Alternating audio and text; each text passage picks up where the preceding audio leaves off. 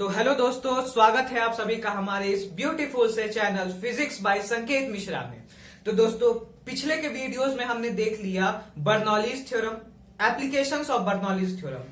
आज के इस वीडियो में हम जानने वाले हैं टर्मिनल वेलोसिटी।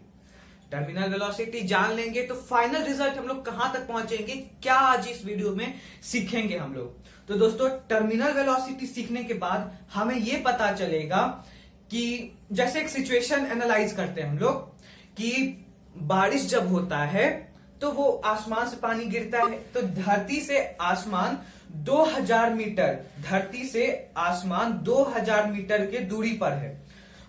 तो हम लोग ये जानते हैं, काइनेमेटिक्स में पहले पढ़ चुके हैं कि कुछ भी चीज ऊपर से जब नीचे आती है तो उसमें एक्सेलरेशन होता है। सो कहते हैं एक्सेलरेशन ड्यू टू ग्रेविटी। तो उसका वैल्यू होता है 9.8 मीटर पर सेकेंड स्क्वायर।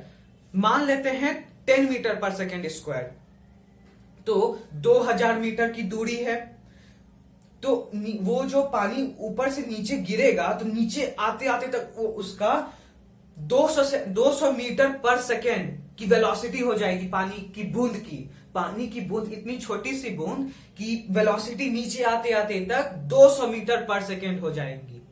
तो आप सोच सकते हैं कि वो जब हमारे ऊपर टकराएंगी, खेल तो वहीं खत्म है। लेकिन ऐसा नहीं होता है। नीचे आते आते तक पानी की बूंद का वेलोसिटी 10 मीटर पर सेकेंड ही रहता है। फिर से सुनिए कि पानी ऊपर से नीचे आते समय भी 10 मीटर पर सेकेंड ही होता है, लेकिन होना चाहिए उसको 200 मीटर पर सेकेंड के अप्रॉक्स में। लेकिन ऐसा नहीं होता है। तो ऐसा क्यों नहीं होता है? क्या ये भगवान करते हैं? क्या ये लक के चलते हो जाता है? नहीं दोस्तों, आज ही हम लोग अच्छे से समझ लेंगे, अच्छे से क्लियर कर देंगे इस टॉपिक को, क्या है टर्मिनल वेलोसिटी। फाइनल रिजल्ट भी पता चल जाएगा। तो आइए देखते हैं इस वीडियो में हम लोग क्या सीखते हैं।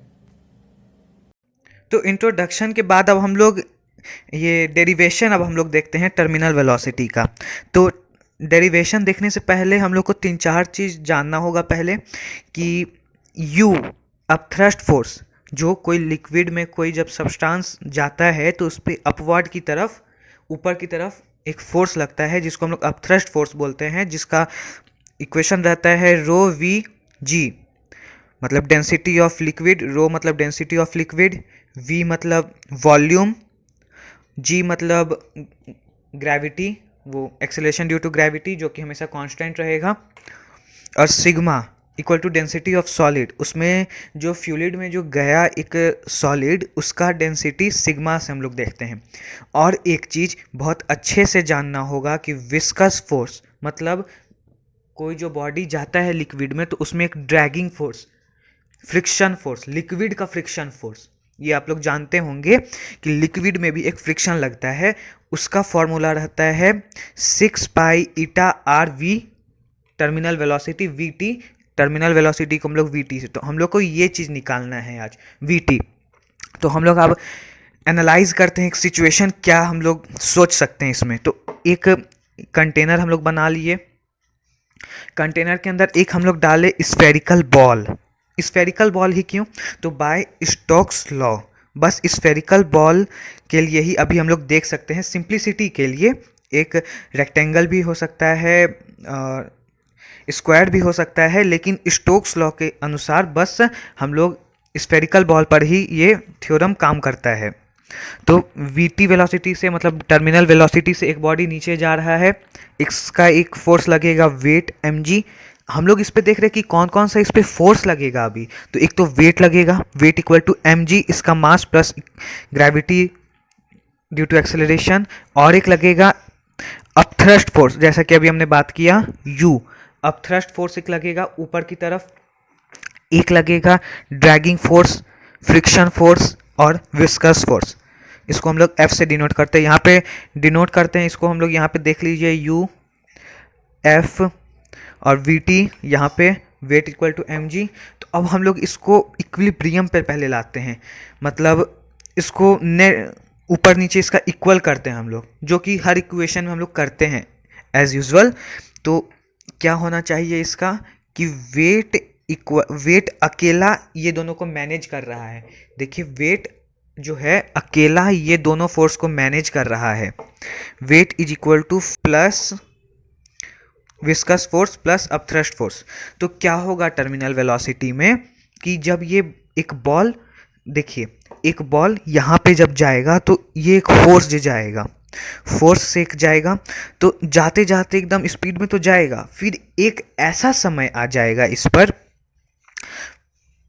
आप लोग दिमाग में एक बार सोचिए कि एक कंटेनर में एक गिलास पानी में एक बॉल डाले तो वो एकदम स्पीड में पहले एक नीचे जाएगा, एकदम स्पीड में नीचे जाएगा, उसका एक्सेलरेशन बहुत ज़्यादा रहेगा, लेकिन धीरे धीरे विस्कस फोर्स भी उस पर काम करेगा, अपथ्रस्ट फोर्स भी काम करेगा, तो एक समय ऐसा आएगा, एट अ टाइम, एक टाइम ऐसा आएगा। बात को यहाँ पे पकड़ने वाली चीज़ है यहाँ पे कि एक टाइम आएगा जब weight equal to force plus upthrust force, viscous force plus upthrust force is equal to weight. एक ऐसा टाइम आएगा जब, हमेशा इक्वल नहीं है, एक टाइम आ जाएगा और वो टाइम के बाद ये जो इसका जो वेलोसिटी हो जाएगा वो कांस्टेंट हो जाएगा।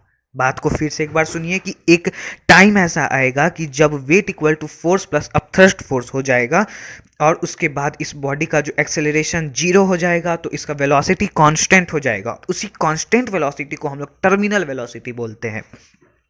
बात यहाँ तक क्लियर हो गया। अब हम लोग इसको सॉल्व करते हैं।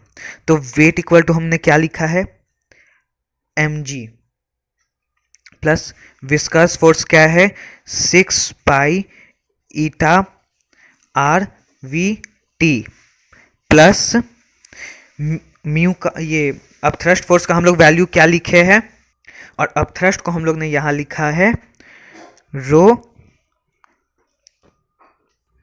वी रो जी यहाँ पे। तो अब हम लोग इसका वैल्यू बैठाते हैं। m को हम लोग क्या लिख सकते हैं, जैसे हम लोग जानते हैं ना कि density equal to mass by volume, हम लोग ये जानते हैं। तो मास हम लोग को दिया हुआ है, तो अब हम लोग इसका कैसे निकालेंगे, तो डेंसिटी हम लोग ने सॉलिड का, ये सॉलिड का है तो sigma, density of solid sigma किए, यहाँ पे m बैठाएं, यहाँ पे हम लोग वॉल्यूम v, तो m का क्या आएगा सिग्मा इंटू वॉल्यूम।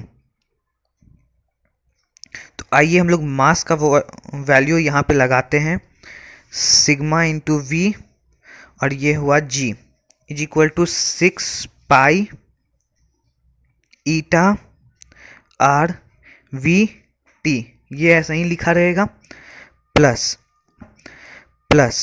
रो, ये ऐसा ही रहेगा। वॉल्यूम को हम लोग क्या लिख सकते हैं, वॉल्यूम ऑफ स्फीयर क्या होता है 4/3 पाई आर क्यूब, ऐसे लिखते हैं हम लोग। वॉल्यूम ऑफ स्फीयर ये होता है इंटू जी। जैसे धीरे धीरे क्लियर होते रहेगा। और यहाँ पे सिग्मा आया, इसका भी वॉल्यूम वो इतना ही रहेगा क्योंकि यहाँ भी स्फेरिकल है। तो 4/3 पाई आर क्यूब यहाँ भी आया into G equal to 6 pi eta, eta ऐसे लिखाता है R we T, plus rho 4/3 pi R cube into G. तो अब हम लोग इसको यहाँ लेके जाते हैं, क्यों, क्योंकि हम लोग को डेरिवेशन सॉल्व करना है, वैल्यू निकालना है वी टी का। कुछ याद रखना पड़ेगा इसके लिए। तो रो माइनस सीधे हम लोग पाई लिख सकते हैं यहाँ पे, ये 4/3 आएगा यहाँ पे, और देखिए यहाँ क्या है ये, और इसमें भी ये चीज़ सेम है। तो पाई, ये सिग्मा माइनस रो, यहाँ पे प्लस में है, यहाँ पे आएगा माइनस में, और इसको हम लोग सीधे कॉमन निकाल देते हैं। यहाँ पे एक स्टेप और हो सकता है, लेकिन समझने के लिए हम लोग ने यहाँ पे ये निकाल दिया, इक्वल टू, ये तो यहीं पे रह गया 6 pi eta are we t, ये हो गया। अब इस इक्वेशन को हम लोग सॉल्व करते हैं। यहाँ से 6 3 2 के टेबल से किए तो, और यहाँ पे 2 आया, और यहाँ पे एक आर है, यहाँ से एक आर काट दिए तो यहाँ पे एक ही आर रह गया, पाई से पाई कट गया। देखिए उसके बाद 2/3 r स्क्वायर और ये सिग्मा माइनस रो, ये यहाँ हो गया, इंटू जी, ये जी यहाँ पे उतर जाएगा, 3 ईटा वी टी, ये हो गया। अब ये 3 को भी यहाँ हम लोग कर देते हैं, ईटा को भी यहाँ पे कर देते हैं, क्योंकि हमें तो चाहिए वी टी चाहिए बस। देख रहे हैं जैसे हम लोग को तो बस वी टी चाहिए, इसको नीचे ले आते हैं।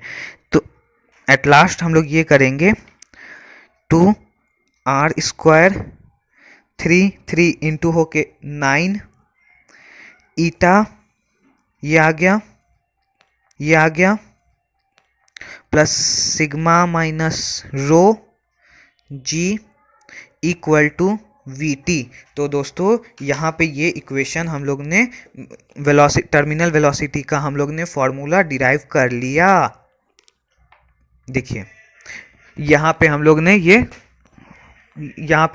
हाँ, तो यहाँ पे दोस्तों टर्मिनल वेलोसिटी, इसका मतलब है टर्मिनल वेलोसिटी इक्वल टू, साफ अक्षर से यहाँ पे अगर नहीं समझ आ रहा है तो हम फिर लिखते हैं कि terminal velocity is equal to 2r² by 9 eta sigma minus rho G. ये आया टर्मिनल वेलोसिटी का इक्वेशन। अब दोस्तों इससे क्वेश्चन हम लोग को अक्सर पूछ लिया जाता है कि टर्मिनल वेलोसिटी किस किस चीज़ पे डिपेंड कर रहा है। अगर मतलब जैसे रेडियस बढ़ा दिए उस स्फेरिकल बॉल का, तो टर्मिनल वेलोसिटी में क्या एक्सचेंज आएगा, तो रेडियस बढ़ा दिए, डायरेक्टली प्रोपोर्शनल है इसके, तो रेडियस बढ़ा दिए तो टर्मिनल वेलोसिटी भी बढ़ जाएगा। और इसका डिफरेंस हम लोग से कुछ क्वेश्चन पूछता है, आगे बात करते हैं हम लोग उस पर भी।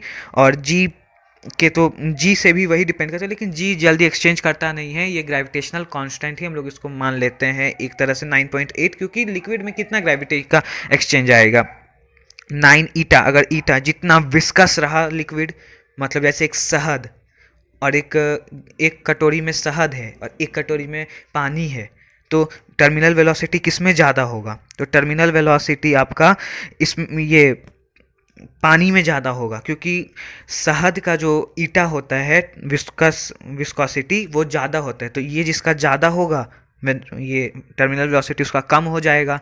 सीधे देखिए कि इनडायरेक्टली प्रोपोर्शनल है, तो ये ज़्यादा तो ये कम, तो शहद का विस्कोसिटी ज़्यादा होता है तो उसका टर्मिनल वेलोसिटी कम हो जाएगा। उसमें कुछ स्फेरिकल बॉल जाएगा, स्फेरिकल चीज़ जाएगा तो उसका वेलोसिटी कम रहेगा।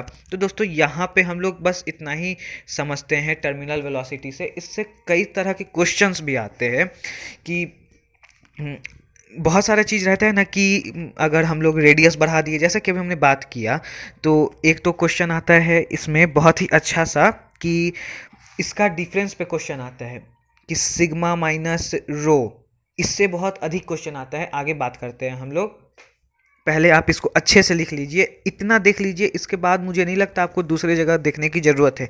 इतना मिनिमम है, मैक्स जगह देखने की ज़रूरत है, इतना मिनिमम है, मैक्सिमम है, इतना मिनिमम भी है, मैक्सिमम भी है, इतना ही चीज़ है आप लोग के लिए 11th के एग्ज़ाम तक के लिए, इतना बहुत ही है।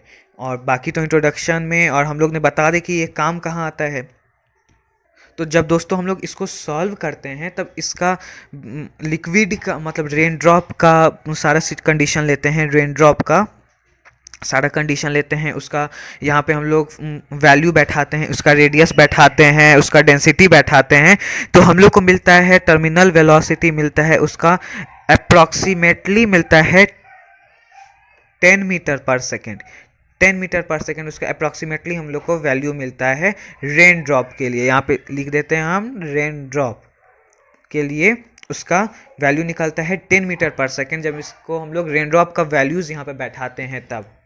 तो आइए कुछ पॉइंट्स नोट करते हैं हम लोग। पहला पॉइंट ये लिख लीजिए कि टर्मिनल वेलोसिटी जो है डायरेक्टली प्रोपोर्शनल है r² के। ये सब पूछा जाता है दोस्तों एग्ज़ाम में कि किसके डायरेक्टली प्रोपोर्शनल है, किसके इनडायरेक्टली प्रोपोर्शनल है। रेडियस बढ़ेगा तो टर्मिनल वेलोसिटी में क्या एक्सचेंज आएगा, तो डायरेक्टली प्रोपोर्शनल है तो रेडियस बढ़ेगा तो टर्मिनल वेलोसिटी भी बढ़ेगा। सेकंड पॉइंट आप लिखिए, terminal velocity is indirectly proportional to 1/ईटा। अगर विस्कस, जैसे कि हम लोग शहद और पानी का एग्जांपल लेके बात किए थे, वही चीज़ है। थर्ड पॉइंट हम लोग लिखते हैं कि terminal velocity directly proportional to difference between sigma minus rho. इसका डिफरेंस जितना ज़्यादा रहेगा, इस दोनों का डेंसिटी, सॉलिड का डेंसिटी जो उसमें गया है और पानी का डेंसिटी में जितना अंतर रहेगा, जितना ज़्यादा डिफरेंस रहेगा, उतना वेलोसिटी ज़्यादा रहेगा। कभी कभी ये माइनस में भी चल जाता है। एक एग्जांपल हम लोग ये भी लेते हैं, कभी कभी बताते हैं आपको आगे, कि एक बबल में क्या होता है। जब पानी में बबल आते हैं तो बबल्स ऊपर क्यों आ जाते हैं, इसी के कारण बात करते हैं आगे हम लोग, कि यहाँ पे होता है जब जो उसमें स्फेरिकल चीज़ गया है उसका डेंसिटी अगर कम रहेगा, इसका डेंसिटी अगर कम रहेगा, इसका डेंसिटी ज़्यादा रहेगा, तो क्या होगा कि ये निगेटिव चल जाएगा। टर्मिनल वेलोसिटी निगेटिव में मतलब वो नीचे, ऊपर से नीचे ना जाकर, जैसे ये ऊपर से नीचे जा रहा है ना, क्योंकि ये पॉजिटिव में था, तो ये अगर कम हो गया, ये ज़्यादा हो गया, तो ये निगेटिव हो जाएगा। तो टर्मिनल वेलोसिटी नीचे से ना जाकर ऊपर की तरफ काम करेगा। जैसे कि बबल्स में भी हम लोग देखते हैं कि अगर पानी में बुलबुला बनता है, अगर कोल्ड ड्रिंक्स में हम लोग अधिकतर देखते हैं कि कोल्ड ड्रिंक्स में अगर बुलबुला बनता भी है तो वो ऊपर की तरफ बुलबुला बनता है, अगर कोल्ड ड्रिंक्स में हम लोग अधिकतर देखते हैं कि कोल्ड ड्रिंक्स में अगर बुलबुला बनता भी है तो वो ऊपर की तरफ आने लगता है, बुलबुला नीचे नहीं जाकर वो नीचे से ऊपर आने लगता है। तो वहाँ पर यही सिचुएशन काम करता है कि डेंसिटी ऑफ स्फेरिकल बॉडी कम होता है वहाँ पे डेंसिटी ऑफ लिक्विड के हिसाब से। तो दोस्तों यहीं तक आज आपको जानना था। ये टर्मिनल वेलोसिटी के लिए इतना ही काफ़ी है, मतलब इससे ज़्यादा कुछ है ही नहीं टर्मिनल वेलोसिटी में। और कुछ एग्जांपल और हम लोग देते हैं आपको, एग्जांपल जो रिलेट करते हैं हम लोग। तो दोस्तों टर्मिनल वेलोसिटी यहीं तक था आज। अगर आप इतना जानते हैं, टर्मिनल वेलोसिटी में इतना जान लेते हैं, तो आप टर्मिनल वेलोसिटी से कोई भी क्वेश्चन आप आराम से बना लेते हैं। टर्मिनल वेलोसिटी एक छोटा सा कॉन्सेप्ट था जिससे हम लोग जानते थे कि रेन ड्रॉप कैसे काम करता है। हम लोग का मतलब एक्सीडेंट नहीं होता है रेन ड्रॉप के चलते, बस रेन ड्रॉप इसलिए 10 मीटर पर सेकेंड से नीचे आता है, उसका हाइट पर कोई डिपेंड नहीं है। जैसे हम लोग ने देखा अभी कि terminal velocity vt equal to 2r square by 9 eta into density of solid minus density of liquid g। तो वहां पे हाइट कहीं नहीं आया, मतलब टर्मिनल वेलोसिटी हाइट पे डिपेंड नहीं करता है, वो चाहे कितने भी हाइट से गिरे। जैसे कि आसमान से धरती 2000 मीटर की ऊंचाई पर है, लेकिन वहां पे टर्मिनल वेलोसिटी पर उसका कोई एक्सचेंज कुछ भी नहीं आता है, फर्क उस पर पड़ता है। तो दोस्तों टर्मिनल वेलोसिटी में बस इतना ही। मिलते हैं नेक्स्ट वीडियो में, तब तक के लिए ओके बाय। और नेक्स्ट वीडियो में मिलेंगे कुछ नई टॉपिक के साथ, जो कि सब जगह जनरल टॉपिक जो आप लोग को जानने में भी अच्छा लगे। तो दोस्तों आज के लिए ओके बाय।